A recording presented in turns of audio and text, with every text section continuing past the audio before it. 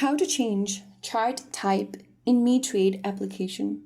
Hi everyone, welcome back to Trading for Beginners. If you are using Mitrade and want to change the way your price chart is displayed, firstly open up the Mitrade application on your device and log in. Once you're logged in, go ahead and tap on the Trade button at the bottom. Inside the Trade tab, select the market you want to view.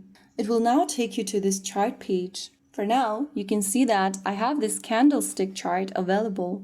If you want to change that, tap on this little setting icon at the top right, and in the pop-up, select the chart type options. Just go ahead and tap on the chart type, and after you do that, you'll notice the change immediately. Choose your preferred chart type if available, and you'll be able to change your chart type immediately. So that is how it's done.